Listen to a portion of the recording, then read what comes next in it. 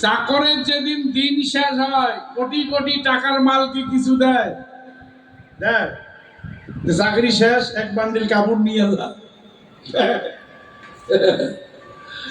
কিছু দিবে না। তোমার যতটুকু পাও না ততটুকু নিয়া নদীর থেকে নামিয়ে যাও।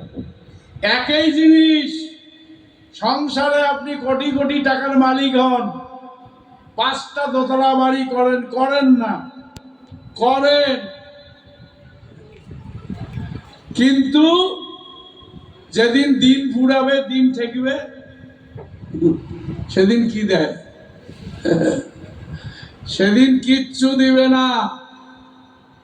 গায়ে সোনা থাকলে খুলিয়ে নিবে, সোনা থাকলে খুলিয়ে নিবে, কান্নাকাটি সবাই করবে, কিন্তু তোমার জন্য কেউ কাঁদবে না, সবাই নিজের জন্য কাঁদবে। মা মারা গেলে, বাবা মারা গেলে মেয়েরা কান্দে না গায়ে পড়িয়া? আপনারাও কাঁদছেন, বাবা মার জন্য কাঁদছেন না নিজের জন্য কাঁদছেন? চিন্তা করেন তো, কে যাবে পূজায় পূজায় শাড়ি ধরিয়া, কে যাবে এটা ধরিয়া ওটা ধরিয়া, লম্বা হিস্টোরি, আর গায়ে পড়িয়া কান্না। যে মারা গেছে তার জন্য ভগবানের নাম একবারও আমরা করি না, তার পরম গতি লাভ হোক আমরা একবারও ভাবি না। এই জন্যে শাস্ত্রে বলছে, আত্মীয় স্বজন পুত্র পরিজন অন্তিমকালে নেহত কেহ নহে তোমার আপনজন। আত্মীয় স্বজন বন্ধু বান্ধব যারা আছে, অন্তিমকালে কেউ আপনজন নয়। আপনজনকে, আপনজন হচ্ছে যারা হরিসেবার দলে ঘুরেন, যারা ভাগবত পাঠ শুনতে যান, যারা হরিসেবার কীর্তনে ঘুরেন, তারাই আপনজন পাবেন অন্তিমকালে, আর কেউ পাবেন না। কেন? প্রমাণ করবেন, প্রমাণ করবেন। যেদিন আপনার অন্তিম কাল আসবে, সেদিন সবাই খুঁজবে ব্যাংকের বইটা কোথায়, সিন্ধুকের চাবিটা কার কাছে, জমির কাগজ কোথায়। কেউ কৃষ্ণ নাম দিবে কি? দিবে মনে হয় আপনাদের? দিবে না। কিন্তু আপনি যদি হরিসেবার দলে ঘুরেন, আপনি যদি ভাগবতের দলে ঘুরেন, ভাগবতের দলে কারা ঘুরে গো? অল্প শিক্ষিত মানুষ, নিরক্ষর মানুষ, খেটে খাওয়া মানুষ, হাটগুড়া দোকানদার, এরাই হচ্ছে হরিসেবা দলের লোক, তাই না? এরাই হচ্ছে হরিসেবা দলের লোক। আপনি যদি ওই দলের মানুষ হয়ে থাকেন, যেদিন আপনার অন্তিম কাল আসবে, সেদিন যদি আপনার দলের লোক খবর পায়, ওরা আপনার কাছে এসে ব্যাংকের বই খুঁজবে না, সিন্ধুকের চাবি খুঁজবে না, পাশে বসে গীতা পাঠ করবে, ধূপকাঠি লাগিয়ে দেবে, হরে কৃষ্ণ নাম করবে। যখন দেখবে অন্তিম কাল আগত, তখন ওই হরিসেবার দলের সাথী যারা, এরা কোনো আত্মীয় নয়, সবাই চোখের জল ছেড়ে দিয়ে বলবে যা, সময় হলে তো সবাইকে যেতে হবে, যা। এক টুকরা বাতাসার জন্যে আমরা 2 ঘন্টা ভাগবত করি, কীর্তন করি। এক কাপ লাল চার জন্যে মানুষের বাড়ি 10টা পর্যন্ত কলকাতার কাঁধে নিয়ে যাই, টানি টেনে নিয়ে আসি। তুই আমার সেই দলের মানুষ, চিরদিনের মতো আজ তুই আমাদের ছেড়ে চলে যাচ্ছিস, যা। আমরা হরিসেবার দলের লোক, যাওয়ার সময় তোকে কি দেব? আমরা তোর কানে হরে কৃষ্ণ নাম শুনিয়ে দেই, তুই নাম শুনতে শুনতে চলে যা, নাম শুনতে শুনতে চলে যা। তাই এরা কি আত্মীয়? এরা কি বন্ধু? না। এদেরকে বলা হয় বান্ধব। এরা হচ্ছে বান্ধব। আপনারা লক্ষ্য করবেন, যারা কৃষ্ণ ভক্ত, যারা কৃষ্ণ ভালোবাসার মানুষ, যারা আশ্রমবাসী, যারা সংসারের থেকে কৃষ্ণ ভজন করেন, তারা কি চান? তারা কি চান? সাধুগুরু বৈষ্ণব দেখলে চরণ ধরে কাঁদে, সাধুগুরু বৈষ্ণবের চরণ ধরে এইটুকু প্রার্থনা করে, যেদিন আমার দেহ থেকে প্রাণ যাবে, সেদিন যদি কেউ আমাকে কৃষ্ণ নাম না দেয়, তোমাদের চরণে এই মিনতি, তোমরা বান্ধব হয়ে সেদিন নাম নায়, সেদিন বান্ধব হয়ে কৃষ্ণ নাম নায়, তোমরা বান্ধব হয়ে কৃষ্ণ নাম শোনায়।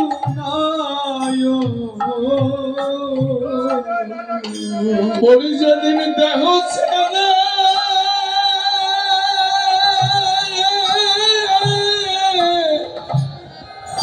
আমার প্রাণ যাবে, সেদিন বান্ধব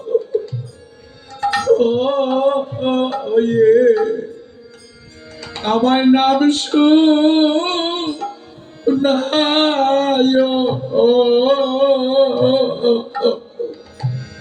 যেদিন দেহ ছেড়ে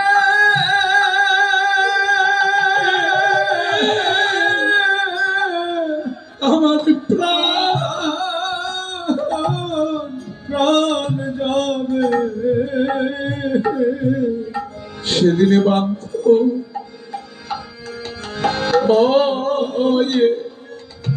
আমার নাম শোনাবে।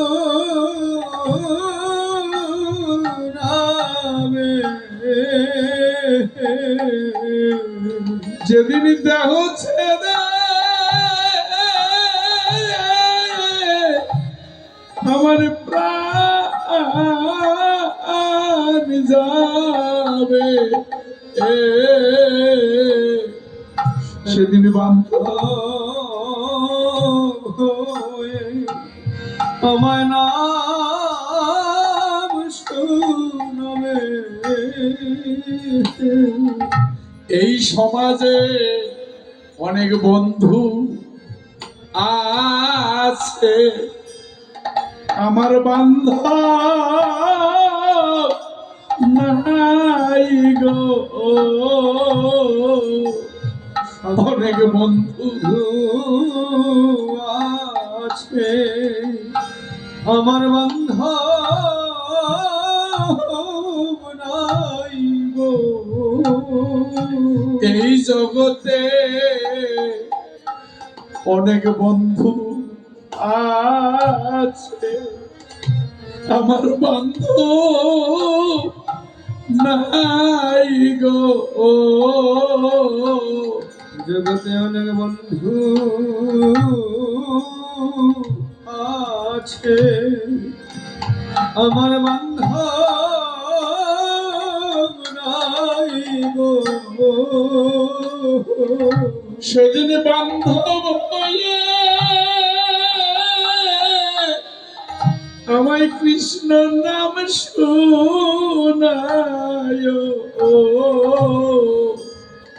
আমার অনেক বন্ধু আছে, বান্ধব নাই গো। সেদিন বান্ধব হয়ে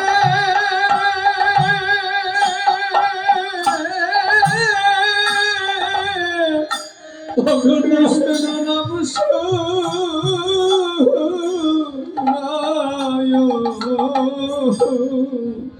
অনেক বন্ধু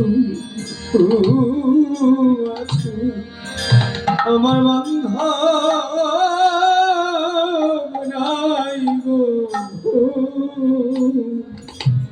সেদিন বান্ধব হয়ে আমায় কৃষ্ণ নাম দিও,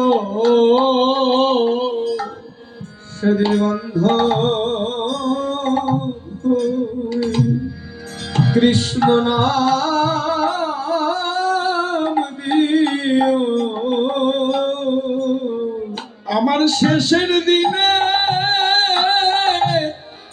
শেষ নিদানে সেদিন বান্ধব হয়ে কৃষ্ণ নাম দিও, সেদিন শেষের দিনে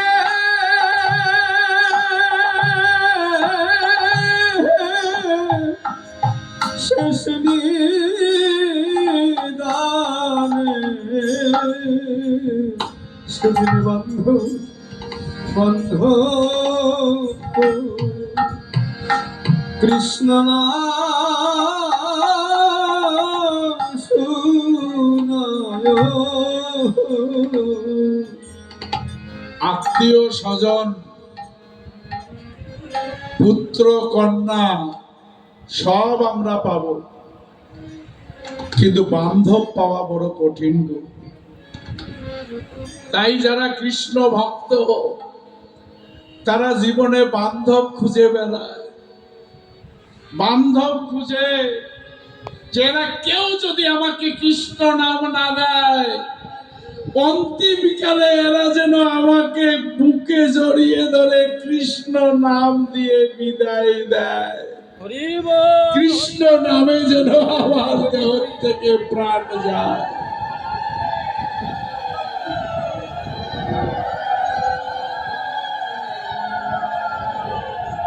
এই চিন্তা যারা করেন তারা মালিক নন, তারা হলেন চাকর।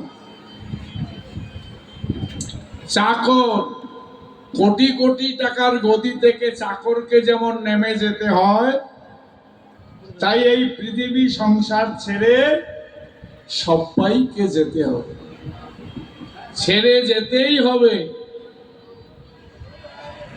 ছেড়ে যেতেই হবে। তাই পথে হচ্ছে বৈরাগ্য। বৈরাগ্য থাকতে, বৈরাগ্য কাকে বলে গো? কাদা ছাড়া কি কুচিয়া মাছ থাকে? কাদা না হলে কুচিয়া মাছ থাকে? যেখানে খুব কাদা সেখানে কুচিয়া মাছ থাকে। কিন্তু কুচিয়া মাছটাকে যখন কোচার কেটা দিয়ে হেনে টেনে তুলে, তার শরীরে কি কাদা আছে? কাদা থাকে কি?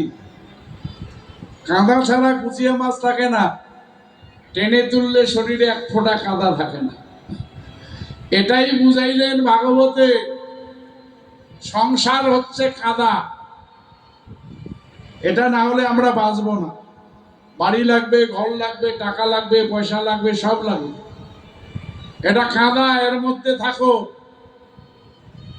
কিন্তু যেদিন গোবিন্দ তোমাকে নিয়ে যাবে সেদিন যেন তোমার শরীরে কাদা থাকে না, বিষয় যেন থাকে না। কেন?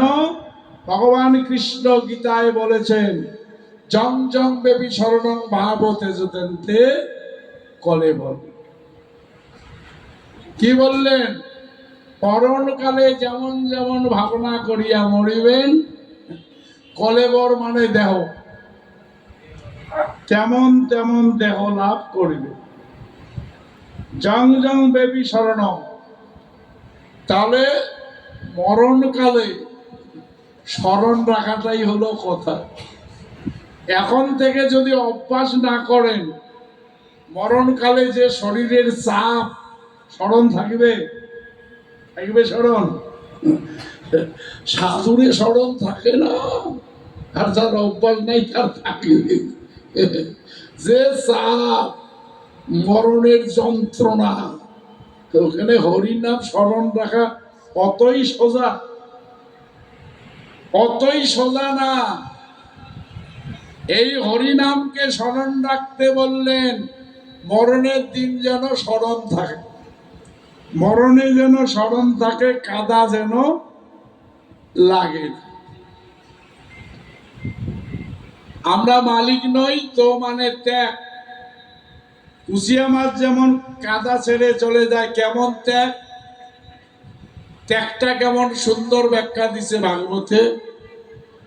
সাপ কিন্তু বৎসরে একবার খলস পরিবর্তন করে, করে না? সাপের শরীর থেকে খলস বের হয় না? বাংলা ভাষায় বলে খলস, আমরা কোচবিহারি ভাষায় বলি ওই কুরুশ, ওর দেশি ভাষা সাপের কুরুশ, আর বাঙালিরা বলে সলম। আমাদের দাস টাস আছে না, ওরা সাপের সলম বলে। যাই হোক, জিনিসটা একটাই। সাপের দেহ থেকে যখন ওই খলস খান বের হয়, সাপটা যখন ধীরে ধীরে চলিয়া যায়, সাপ কি পিছন ফিরে তাকায়? তাকায় কি? কুরুশ খান কেমন, খলস খান কেমন দেখে?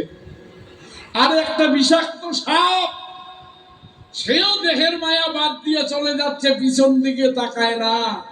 আর আমরা মানুষ শ্রেষ্ঠ কুলে জন্ম পেয়ে মরণের ভয়, মরিবার ভয় খাই না। সব ভয় ছাড়ে, দেবতার ভয়, শত্রুর ভয়, সাপের ভয়, ঘরে দরজা দিলে সব ছাড়ে না, সব ভয় ছাড়ে। কিন্তু যদি মরণের ভয় ধরে, ঘুম ধরে, মরণের ভয় ধরলে ঘুম ধরে। বাড়ি করলুম, ঘর করলুম, টাকা পয়সা জমালুম, খেলা বলে মরা খায়, মরির তো মন না যায়, ভাবতে ভাবতে আরো ঘুম,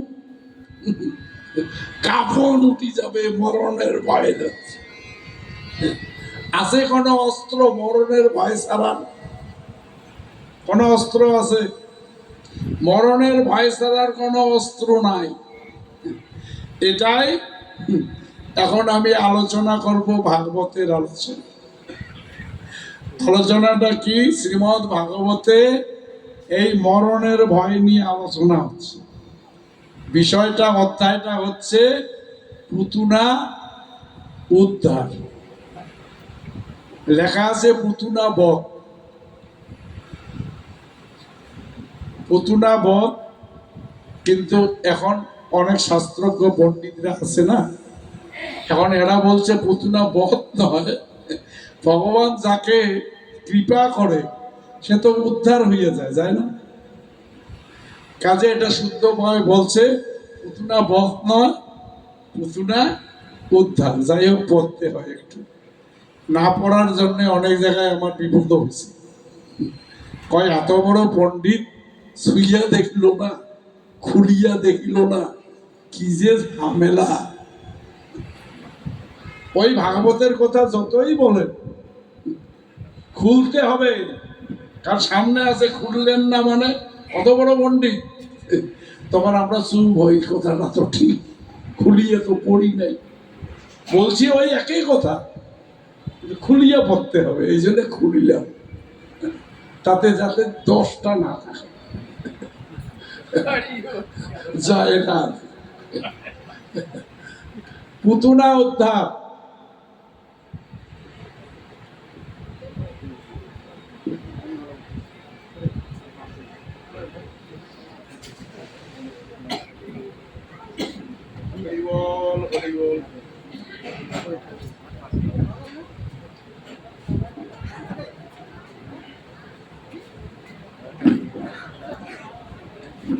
জয় রাধ। তাই হবে, একটু ঝিল ধরে গেছেন তো। হ্যাঁ, বৃন্দাবনের এবার লীলায় যাচ্ছি আমরা। বৃন্দাবন লীলায় গেলে একটু হাততালি টাততালি দিয়ে দেওয়া লাগে না? বৃন্দাবনের বিগ্রহ দেখলে না আসলে